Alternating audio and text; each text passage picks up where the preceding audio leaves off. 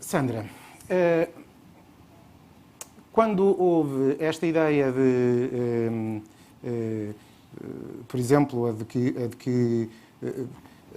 a do imediatismo dos jovens, a de que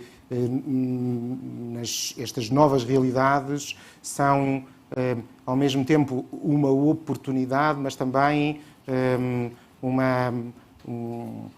um caminho com alguns riscos. Quando olha para isto, como é que nós podemos proteger? Por exemplo, o Diogo há pouco colocava esta questão, que também surgiu na nossa conversa, sobre a ideia da regulação e o equilíbrio entre a regulação que protege e a regulação que priva as pessoas de terem oportunidades que possivelmente possam ter. Como é que vê este equilíbrio entre o papel da literacia, o papel da regulação, o papel da proteção e, depois, por outro lado, o papel da livre iniciativa e da responsabilização da decisão por parte do investidor, jovens, velhos, mas neste caso mais nos jovens?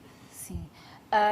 É como tudo, não é? Portanto, basicamente isto não se aplica só no contexto financeiro, não é? Se nós tentarmos ser muito restritivos e, sei lá, com as crianças, com os jovens, dizendo, o mesmo com a alimentação, não é? Portanto, por muito que se tente em casa, não se dá açúcar aos jovens e às crianças que lá estão, fora de casa depois não é possível controlar e chega a um ponto que o que é importante é realmente ensinar para boas escolhas. Portanto, aqui o que nós, quando falamos da literacia financeira, o grande objetivo é isso, não é? É ensinar para que as escolhas sejam as melhores possíveis. E essas escolhas, e é como o Diogo diz, não passam necessariamente por restringir e porque estamos aqui a privar jovens de realmente alguma uma rendibilidade que tem visto que é importante. Portanto, há mostrar que é possível fazer determinados investimentos. Acho que é bater num ponto que é muito importante, que é a diversificação.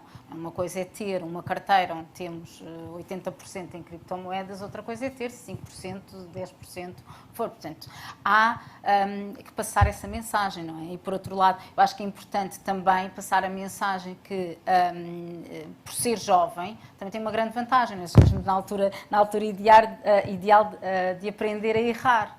Portanto, errar e lidar com essa volatilidade e lidar com as perdas, quanto mais cedo, melhor.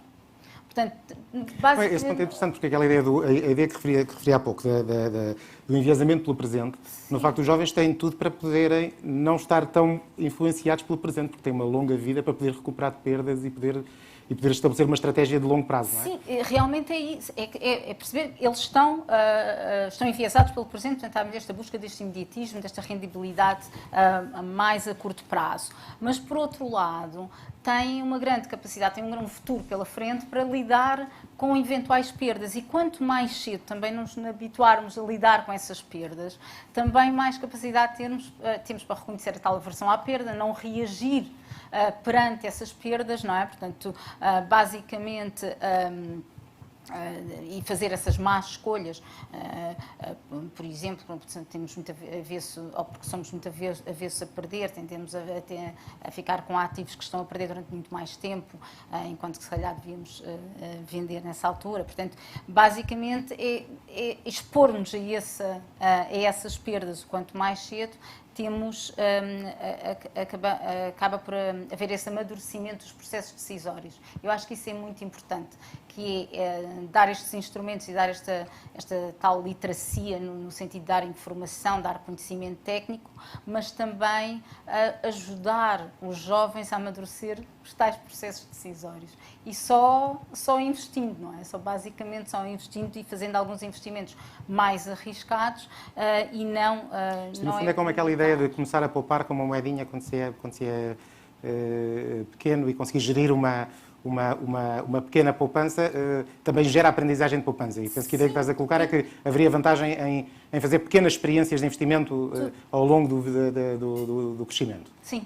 Basicamente é isso. E eu acho que quando nós falamos, e aqui ainda voltando um bocadinho à questão quando estavas a mostrar os dados da literacia financeira e porque é que há determinados conceitos que muitos jovens não sabem ou não aprendem, eu acho que o que falta aqui, e mais do que, eu acho que aqui também, se calhar mais do que um conselho até para os jovens, falta aqui também conselhos para nós todos, e e se calhar a CMVM e outras entidades, que é como passar esta informação para os jovens.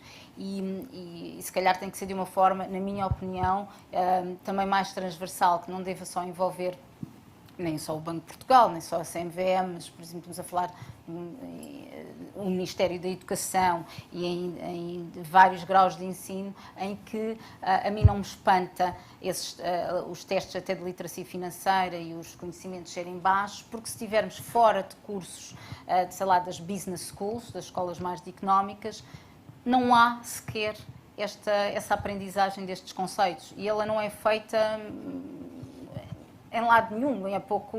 E se eu me recordar o que eu aprendi na escola, excluindo a universidade, e, portanto, tive numa escola económica, portanto, aí é diferente, ou olhando para a minha irmã, que é médica, da mesma geração que eu, ela não foi exposta a qualquer conceito relacionado com a literacia financeira.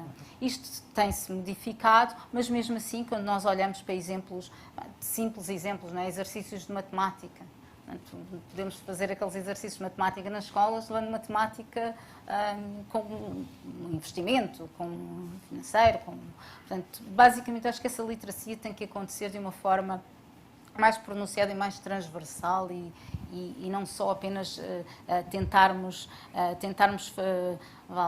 dar é importante dar estes conselhos, mas depois também é importante levá-los à prática. Tem que e integrá-los de uma forma mais integrada e menos, quase que menos direta, né? Porque os jovens acabam por apreender mais do que, se calhar, assim, do que criar uma aversão quando estamos a impor. Portanto, há aqui e aí partilho muito com o Diogo, também a perspectiva é que nós não podemos restringir tanto, nem impor determinados ou limites ou determinadas maneiras de agir, quando depois temos aí as redes sociais e os digital influencers a expor-se de outra, portanto, a vender, falar o seu peixe de outra forma e mais apelativo. Portanto, temos que tentar fazê-lo de uma outra forma. Porque esse ponto é interessante, porque é uma tarefa que excede muito mais a dimensão de qualquer instituição ou organização, não é? É, de facto, um caminho que tem que ser feito coletivamente nesta ideia de um amadurecimento, digamos que, da sociedade na sua relação com os investimentos. Claro, com o papel de cada um de nós, e aliás, esse é um dos motes e das razões pela qual gostamos tanto da Semana Mundial do Investidor, é porque esta ideia de juntar todos numa ideia de que é de facto um caminho que se faz em conjunto, cada um nos seus papéis. Sandra, se me permitires perguntar aqui ao José, e antes de Marco, penso que já está tudo resolvido, já vou assim, mas só perguntar aqui ao José. Este ponto que é, como é que nós conseguimos chegar aos jovens? Porque é isso um pouco que temos estado aqui a falar, que é, o Diogo dizia, os jovens não confiam nas instituições. De acordo, penso que não confiarão, se calhar, tanto nas instituições formais, também não estou seguro que confiem assim tanto nas informais. Eu penso que há uma questão, de facto, de conseguir chegar e explicar, apoiar, se quisermos, se calhar não impor, mas apoiar os jovens nessa sua relação com o mercado. E o José, bom, tem sido uma parte do seu sucesso, não é? Conseguir chegar aos jovens, comunicar com eles e explicar-lhes as suas propostas. Na sua relação, neste conhecimento que foi acumulando ao longo dos anos, como é que lá conseguimos chegar? Eu achei curiosa aqui a intervenção da Sandra, porque eu estive precisamente agora na Católica, numa Business School, numa aula, convite do professor Augusto, que me dizia que o filho tem 13 anos e não lhe fala de outra coisa que não ações. Quer investir em ações, com 13 anos. E eu acho que este fenómeno é ótimo, é excelente. Eu acho que os pais devem abraçar isto. Não devem dar 100 euros aos filhos, se calhar, para começarem à louca a investir. Mas devem procurar educá-los a compreender em que é que estão a investir. Porque lá está, se começarem a gerir o milheiro com 13, 14, 15 anos, serão eles próprios que com 16, quando escolherem o curso na escola secundária, seja socioeconomia, humanidades ou outro qualquer, quererão saber mais sobre o tema e não serão depois médicos ou engenheiros ou o que quer que seja, sem qualquer literacia nesta área financeira. Portanto, acho que, por um lado, há que haver abertura para falar sobre o tema. As criptomoedas ou as ações não são bicho-papão algum. É preciso compreendê-lo, aceitá-lo, porque é um fenómeno que está a entrar nas nossas vidas. Em relação aos jovens, eu acho que temos de ter uma comunicação muito transparente. Eu acho que é isso que é mais valorizado. Se há coisa que irrita as pessoas, e eu agora vejo pelo lado do setor imobiliário, vendemos muitas casas a jovens que estão pela primeira vez a comprar e a realizar empréstimos, e de facto as pessoas não sabem o que está nas entrelinhas, e pior, sentem que os bancos fazem ainda mais para que não compreendam, ou seja, complexificam ainda mais o tema. E por isso é que se calhar estas novas plataformas como a Revolut e outras, que tornam tudo tão simples, estão a ter muita adesão. Portanto, eu acho que, respondendo à pergunta, o que os jovens querem é uma comunicação ágil e transparência, acima de tudo, nos produtos que se estão a vender.